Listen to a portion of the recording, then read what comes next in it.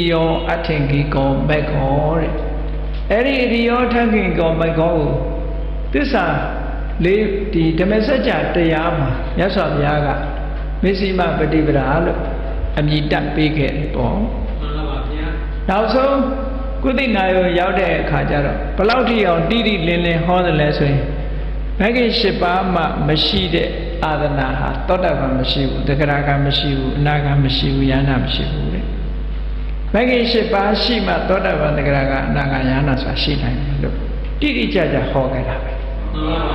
Ero Suluraga Maggie Shipa Majim Mene Pepukuma Totava Mapshipu the Karaka Mapshipu Naga Mapshipu Yana Mapshipu look Tilo Solo Ero Didia along Yeji the Diadosa Madame Tisha Kami, Rio Tingi got back horse one, but there be. Now, making Shiba Sura, Alon Dijare, Tama Deti, Tama Dingaba, Tama Wasa, Tama Kamanda Tama Aziwa, Tama Wayama, Tama Tadi, Tama Tamadi, Tama Sure Sagalone, Debiro, Tonga Tama Sure Sagalone, Tekatariga. Chima Ado Sure, David Lepene, Kaune Sure, David Lepene. Hello, Kaune Sure, Kama, Duria, Koja, Kaunda, Pito, Jao, Duria, Biolomia, Koja, and Kauna Biola. Oh, do you need a Machide, you are counting Machide, you are counting him? Eda Jamulu, Tama Sura, Awi Brida, Mamabu Sure, David. Now Banjaro, Eddie David, Alonga. The Boja, Kabama, English, Lupianeka, Dama. Right understanding? Tama deity Sura, right understanding, or Domo right view look till Lupiana, right Sura Nepiana. My name is Maloema, Pedawa, Mamau, Amamashi, Tiamia, Mamare, Amian, no Sovio. Amadiri, Namadekaba, Tamawasa, Tamakamada, Tama Asiwa, Tamawama, Tamatati, Tamatamadi, Sovio. The Maggie Shipa Eri Enga Shiku Ponsu Tara Megado Koi Unity of 8 factors. Unity of 8 factors. Peya Baby to a pound Hara Megalo Biora making Hana Tishiku a pound Hama Swan Tatishi the Kurema the Kurema Maya Ludamawe, Pubom saw it so that David had Damatisha. Lanshaw in a G. Yes, he got cheap baby, the Chiaga shout on Hola. Janekana Gori let the guy Yay Nuevi of Peter, Nidamashi, no, not Yan Sony, Bello. Pelas Fiam Kanago, you tame Beta, Adam Yasi got cheap a bay in there, Lanshaw was in Jima Mobu, Chidama by in there, Lanshaw was a machine. I don't know to Yasiga cheap Chirama shouted, Janariga tame babies. Ha, Pubons Hoya like Jara, Kajara, they are way Yaula Jara, Mola. Nan shall be the Yaula Jara. Era Jamulo. Didiaria let the Shiku. Never would dodge me say, the Shikua, balance people load. Oh, Aloha, Chingai, Dani, the sons of Muri Ya, Poido de Legend Ya. No legend is so there come now Jaro, legend Muria, Pomabima, Yeta, Mala, Horny Janamo. Totally when live on legend, Ave, Pipe, Ping Pong, legend, legend, Pemabe, legend, Tishikun and legend over Lure. Tishikuma Baba and the Chan and legend of Hanyamahama, no? The Char in a legend are a two-way Chimabo. A yeji are the Shikun and legend I move and do it. The Shiku is Swan 30 to tell legend Muluat. Comedy Maggie Shibaha, delusion of Sembiro Hotaraha. A madame didn't only Kajika Wirulu. Kajika Wizra, the shin of 2 David and to Sentara, no? And the Maggie Shibaha, David met 2 others, Holaitala, the Daila, pay home. Yes, David she now same beta. Era would do an video, Sasapia Pedons, Tegrasa, yes, Sasapia Pedons. Era for me to the reason I would send a meeting, send a me, oh. Era didn't only a good singing through Senale, Dilotema, Babu, ရှေ့နောက်ဆင်ထားပုံလေးဘာဖြစ်လို့တမ္မာဒိဋ္ဌိကိုရှေ့ကထားရတယ်လဲဆိုတဲ့အခါတဏှာဝကထွက်ဖို့အတွက်လူတွေမှာအရေးကြီးဆုံးကအသိဉာဏ်ပဲအသိဉာဏ်မပါရင်တဏှာဝကမထွက်နိုင်တဏှာရဲလဲတာကြတော့အဝိဇ္ဇာမောဟကလဲစေတာအဲ့တော့မောဟကိုပယ်တတ်နိုင်တာဟာအသိဉာဏ်ပဲဖြစ်တယ်ပေါ့အဲ့တော့ပရိစ္ဆေသမုပ္ပါဒ်ကိုကြည့်တဏှာလဲတဲ့နေရာမှာမြတ်စွာဘုရားဟောတဲ့အခါကျတော့အဝိဇ္ဇာပစ္စယသင်္ခါရဆိုပြီးတော့အဝိဇ္ဇာကိုဥတည်ပြီးတော့အဝိဇ္ဇာကစလိုက်တာဟောတဏှာဝကလွတ်ဖို့ဆိုတဲ့မဂ္ဂင်၈ပါးဟောတဲ့အခါကျတော့တမ္မာဒိဋ္ဌိဆိုပြီးတော့အသိဉာဏ်ကနေစပြီးဟောပြန်အဲ့ဒီနှစ်ခုဟာအမှန်တမ်းအဓိပ္ပာယ်ရှိတာတခုဘာလို့အသိဉာဏ်ရှိရဖို့ဟာအရေးကြီးဆုံးပဲဒါကြောင့်မို့ဒီနေရာမှာဒီယုံကြည်မှုဆိုတာလေအဓိကမဟုတ်ဘူးမြတ်စွာဘုရားသာသနာတော်မှာတတ္ထာဆိုတာမရှိရဘူးလားလို့ဆိုတာရှိတယ်သို့တော့တတ္ထာဟာဘယ်ထိအောင်ပို့ပေးတော့ဆိုဒီအသိဉာဏ်ရဖို့အဆင့်တရားနာဖို့ဘုဒ္ဓတသိကုဖို့တရားဓမ္မကိုစိတ်ဝင်စားလာဖို့အဆင့်လောက်ပဲသူကပို့ပေးတာဆိုပါစို့တတ္ထာကဘုရားကိုတွေ့ပေးတယ်ဒါနဲ့ကိစ္စသူ့ရဲ့လုပ်ငန်းကဒါပဲဘုရားနဲ့တွေ့ပေးုံနဲ့တွေ့ပေးတာတတ္ထာရှိသည့်အတွက်ကြောင့်ဘုရားနဲ့တွေ့တယ်ဘုရားတရားဟောတော့နားလည်တာကြတော့ပညာဖြစ်သွားတယ်အဲ့တော့ပညာကမှအဆုံးဖြတ်ပေးနိုင်တယ်ပေါ့ဒါကြောင့်မို့တမ္မာဒိဋ္ဌိဆိုတာလောကမှာအမြင်တစ်ခုမှားနေပြီဆိုတဲ့ကလမ်းကြောင်းတစ်ခုကလွဲနေတော့ဘယ်တော့မှတဲ့မှာမဟုတ်တဲ့အတွက်မြတ်စွာဘုရားကလမ်းကြောင်းကိုအရင်တဲ့ပေးထားတာတမ္မာဒိဋ္ဌိဆိုတာအရေးကြီးဆုံးတကယ်ကျင့်စဉ်နဲ့ပြောမယ်ဆိုလို့ရှိရင်အခုမဂ္ဂင်၈ပါးကိုဖွဲ့စည်းထားတာအလုံးကြောင်းရတဲ့အတိုင်းသီလရဲ့သမာဓိရဲ့ပညာရဲ့၃မျိုးနဲ့ဖွဲ့စည်းထားတယ်ဆိုတာသိကြတယ်နော်သမ္မာဝါစာသမ္မာကမ္မန္တသမ္မာအာဇီဝကသီလသမ္မာဝါယာမသမ္မာတတိသမ္မာသမာဓိကသမာဓိသမ္မာဒိဋ္ဌိနဲ့သမ္မာသင်္ကပ္ပကပညာလို့ဟောပြောမယ်ဆိုလို့ရှိရင်သီလကိုယဉ်ကျင့်ရမယ်ဒီပြည့်နေရာမှာဆိုဒီလိုဟောတာသီလကိုယဉ်ကျင့်ပြီးတော့မှသမာဓိကျင့်စဉ်ကျင့်ရမယ်ပြီးတော့မှပညာလို့ကျင့်စဉ်မှာသီလသမာဓိပညာဆိုပြီးတော့ဒီလိုဟောတာမဂ္ဂင်၈ပါးကြတော့ပညာကိုဘာလို့ထိတ်ကသွားထားတာတော့ဆိုအမတ္တမအထိပ္ပယ်ရှိနေတာက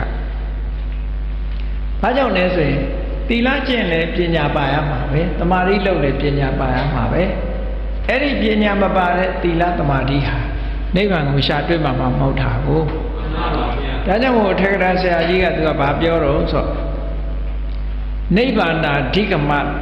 ဓိကမာယပฏิပန္နတယောဂိနောဘဟုပကာရတနိဗ္ဗာန်ရဖို့အတွက်တရားဓမ္မကိုချစ်ကြံတဲ့ပုဂ္ဂိုလ်အတွက်တမ္မာဒိဋ္ဌိဟာကျေစုအများဆုံးပဲတဲ့သူကအရေးအပါဆုံးပဲလို့ဆိုလို့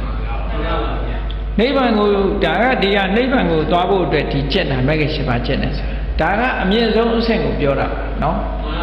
အမြင့်ဆုံးအဆင့်ဟာပန်းနိုင်ကိုသွားဖို့အတွက်အမြင့်ဆုံးအဆင့်ကျင့်တာဒီရင်ဆုံးဖြစ်တဲ့နိဗ္ဗာန်ကိုရဖို့ချစ်ကြံကြိုးကိုအထုတ်တဲ့ယောဂီပုဂ္ဂိုလ်ဖို့ဒီတမ္မာဒိဋ္ဌိဟာအမှန်တမ်းခြေဆုများတယ်တဲ့ဒါကြောင့်မို့လို့တမ္မာဒိဋ္ဌိကိုမြတ်စွာဘုရားပထမဆုံးဟောတာပါဟုတ်တယ်လေဒီမင်္ဂန်နဲ့အမြင်တစ်ခုမှမရဘဲနဲ့ဘယ်လိုလုပ်ပြီးတော့နိဗ္ဗာန်လမ်းကြောင်းပေါ်မှာရောက်နိုင်မှာမလဲမရောက်နိုင်ဘူးပေါ့ဒါဖြင့်ကောင်းပြီတမ္မာဒိဋ္ဌိဟောပြီးတော့ဘာဖြစ်လို့တမ္မာသင်္ကပ္ပကိုဟောတာလဲဆိုတော့အမြင်မှန်တယ်ဆိုတာအတွေးမှန်မှအမြင်မှန်တာ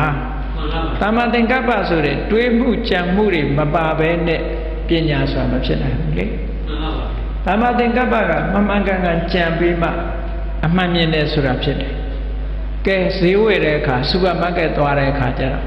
လက်နဲ့ကင်ပြီးတော့ဟိုလမ်းကြည့်ဒီလမ်းကြည့်ဟိုကဖွင့်ကြည့်ဒါကြည့်မကြည့်ဘူးလားလက်ကလေးကနေဟိုဖွင့်ပြီးမျက်လုံးကပြူးနေအောင်ကြည့်ဟုတ်လားအဲ့ဒါဘာလောက်တာတော့ဆိုသိဖို့ကြည့်တာပဲမဟုတ်လားဟောအထဲဆိုသားဆိုသေးတယ်နော်အထက်သမားစိတ်ညစ်လောက်အောင်ကိုဟိုအုပ်လေးပြပါအောင်ဒီအုပ်လေးပြပါအောင်လဲဆိုလှမ်းတော့ကြည့်အကုန်လုံးနော်အဲ့ဒါလို့ကြည့်ဖို့ရအတွက်လက်ကနေပြီးတော့လောက်ကင်ပြီးတော့လှမ်းတော့ချီးတဲ့အခါကျတော့မှကောင်းတယ်မကောင်းဘူးဆိုတာနောက်မှလာဆုံးဖြတ်တာအတိအဟုတ်တယ်မဟုတ်အဲ့ဒါလို့ချီးတာနဲ့လှမ်းတော့ချီးတဲ့ဟာနဲ့ဒီကတမ္မာသင်္ကပ္ပတွေးတော်မှုနေတာတူတူရဲ့တမ္မာသင်္ကပ္ပနဲ့အမှန်တွေးတော်ပြီးမှအမှန်မြင်တယ်ဆိုတာဖြစ်လာဒါကြောင့်မို့လို့ ဒီအမှန်မြင်မှုအတွက်အမှန်တွေးမှုဟာအမှန်တမ်းအရေးပါတယ်လို့ဒီလိုပြောတာမှန်ပါပါဒါကြောင့်မို့တမ္မာဒိဋ္ဌိနဲ့တမ္မာသင်္ကပ္ပကိုတွဲဖက်ပြီးတော့မြတ်စွာဘုရားကဟောတာကဲဟုတ်ပါပြီဒီနှစ်ခုကတော့ပညာဆိုတော့အမှန်တွေးတတ်မှအမှန်မြင်တယ်ဆိုတာဟုတ်ပြီကဲဒါဖြင့်တမ္မာဝါစာကိုဘာဖြစ်လို့ဒီနောက်ကဟောတာလဲဆိုတော့သူနဲ့လည်းဆက်လို့ရလူတွေဟာစကားမပြောခင်ဘာလုပ်လဲတွေးတယ်ဟုတ်လားဘာပြောမယ်ဆိုပြီးတော့တချို့များအစီအစဉ်တောင်သိချာချတာလေဘာပြောလိုက်မယ်ဘာပြောမယ်မပြောခင်ကကြိုတင်ပြီးတော့စဉ်းစားထားဟောတရားဟောရတယ်ဆိုလည်းမဟောခင်ကကြိုတင်စဉ်းစားထားတာဒီအများကြီးပဲပေါ့မှန်ပါဗျာပြောတော့မယ်ဆိုရင်မပြောခင်ကကြိုတင်စဉ်းစားထားတာအဲ့တော့စကားပြောတိုင်းဟာဘသူကသူ့ရဲ့ရှေ့ကဆောင်ရွက်ပေးရတော့ဆိုတမ္မာသင်္ကပ္ပတွေးတောမှုဆိုတာကမဆောင်ရွက်ရဘူးလားမှန်ပါပါအေးတွေးပြီးမှစကားဆိုတာပြောတာတဲ့တလွတ်ပြောတာမဟုတ်ဘူးတဲ့စကားဆိုတာနော်မှန်ပါပါစိတ်ကူးပြီးမှပြောတာဖြစ်သောကြောင့်တဲ့တမ္မာသင်္ကပ္ပသည်တမ္မာဝါစာကိုလည်းအထောက်အကူပြုလို့တမ္မာသင်္ကပ္ပနဲ့တမ္မာဝါစာတွဲထားတာ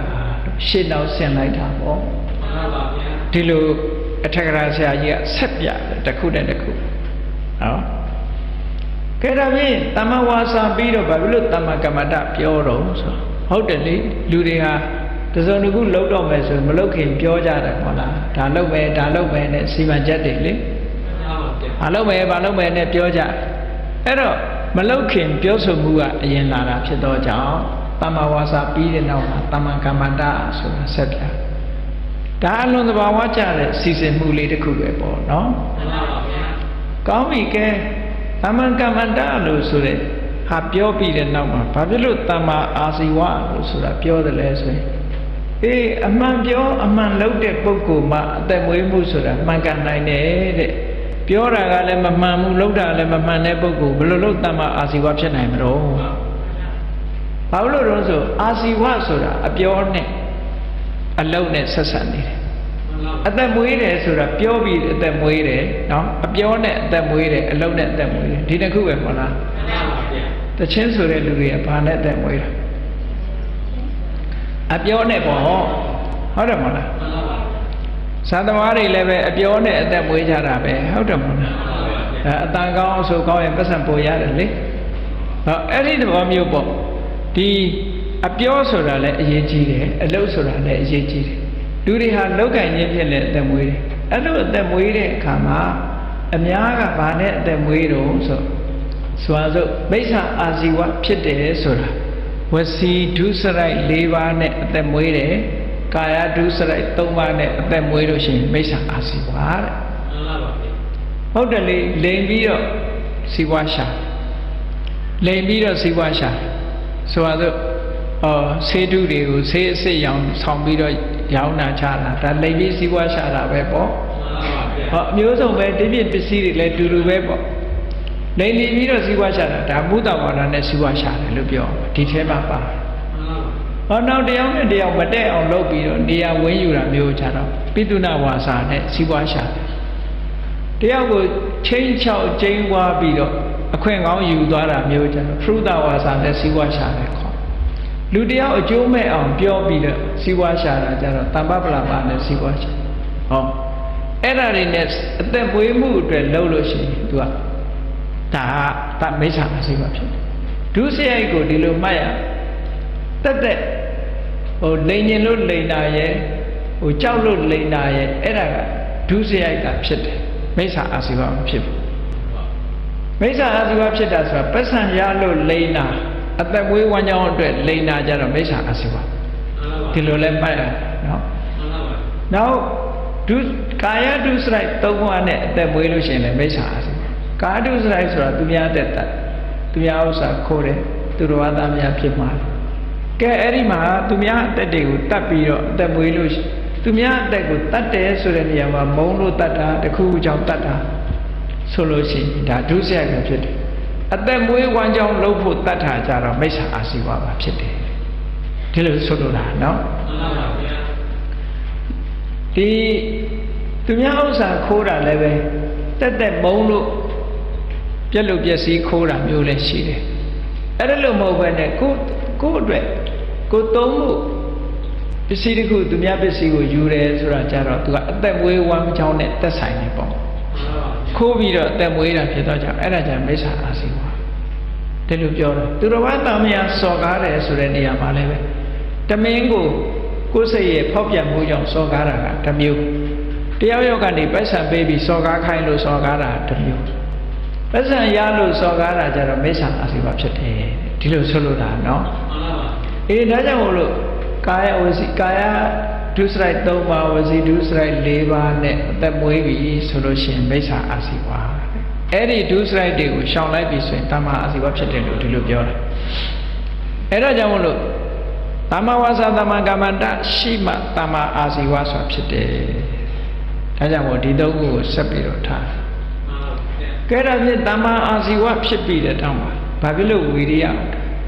ယမှန်ကန်တဲ့အသက်မွေးတဲ့ပုဂ္ဂိုလ်ဟာလည်းပဲဒီအိတ်နေလို့တော့ဘာမှရမှာမဟုတ်ဘူးကြိုးစားအထောက်ဖို့လိုအပ်တယ်ပေါ့အကျိုးစီးပွားတွေရဖို့ရအတွက်ကြိုးစားဖို့လိုအပ်တယ်ဆိုတာကိုပြလို့ရတမ္မာဝါယာမဆိုတာကိုပြတယ်ဟောတမ္မာဝါယာမပြီးတော့တမ္မာတတိပါလို့ပြတော့ဆိုရင်ကြိုးစားပြီဆိုလို့ရှိရင်တတိနဲ့ကြိုးစားရမယ်ပေါ့တတိထားရမယ်တတိထားနိုင်မှကိုယ့်ရဲ့ကြိုးစားအထောက်ဖို့ဟာတန်ဖိုးရှိမယ်ဟောဒီလိုပြပြီးတဲ့အခါကျတော့အဲ့ဒီမှာဒီတမ္မာသမာဓိကိုဘာလို့တတိနဲ့တွဲထားတော့ဆိုတော့ကြိုးစားပြီဆိုတဲ့အချိန်မှာဒီတတိဟာအရေးကြီးတယ်တတိထားတတ်မှဒီဟာကသမာဓိအတွက်အထောက်အကူဖြစ်သလားအထောက်အကူမဖြစ်ဘူးလားဆိုတာရွေးချယ်နိုင်တယ်အနုမို့ဆိုရင်မရွေးချယ်တတ်ဘူးတတိရှိမှဒါရွေးချယ်လို့ရတယ်ဟောတခုနဲ့တခုက link တော့ဆက်သွယ်နေတာမဂ္ဂင်၈ပါးအကျင့်တရားတခုနဲ့တခုဆက်သွယ်ပြီးတော့ထားတာဒါကြောင့်မို့လို့ဒီရှင်မျိုးလုံးပြည့်စုံမှဒီခုနကပြောရတဲ့နိဗ္ဗာန်ကိုရှာပေးတယ်သူကရှာပေးနိုင်တာစွန့်ရင်တတ်တယ်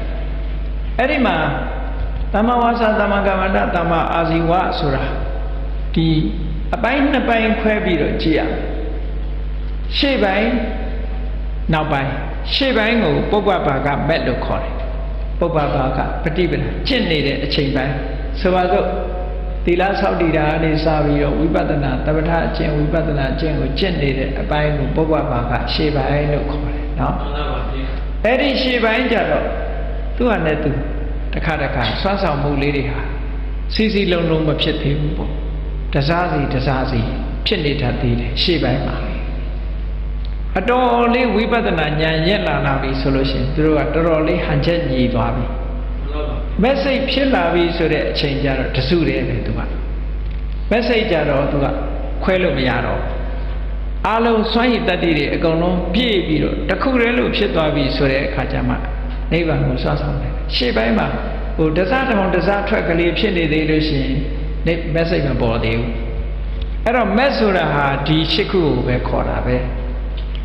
ဝိပဿနာဉာဏ်အားထုတ်နေတဲ့အချိန်မှာဒီရှစ်ခုဟာအတော်ကလေးညီးနေပြီမဲ့လို့တစ်ချိန်တိုင်းစွမ်းဆောင်နိုင်မှုဟာတပြေးညီမဖြစ်သေးဘူးမက်ဆေ့ပေါ်ပြီဆိုရင်ဒီရှစ်ခုဟာတပြေးညီတသားတည်းဖြစ်သွားပြီလို့ဒီလိုပြောတာနော်မှန်ပါဗျာအဲ့ဒါလို့အပိုင်းကလေးတွေရှိတယ်ဒါကြောင့်မို့လို့ဒီမဂ္ဂင်၈ပါးအကျင့်တရားဟာနိဗ္ဗာန်ကိုရှာပေးတဲ့တရားနိဗ္ဗာန်လိုချင်တဲ့ပုဂ္ဂိုလ်တွေရှာရမယ့်တရားနိဗ္ဗာန်ကိုရှာပေးတဲ့တရားနိဗ္ဗာန်ကိုရှာတဲ့အခါမှာကိလေသာတွေကိုဖယ်ရှားပြီးတော့နိဗ္ဗာန်ကိုပို့ဆောင်ပေးနိုင်တဲ့တရားလို့ဒါကြောင့်မို့လို့ဘုရားဘာသာဝင်သူတော်စင်တွေအလေးနဲ့ထားပြီးကျင့်ကြံကြိုးကုပ်အထောက်အမှာဟောဒီမဂ္ဂင်၈ပါးပဲဖြစ်တယ်ဆိုတာအမှန်တမ်းထင်ရှားပါတယ်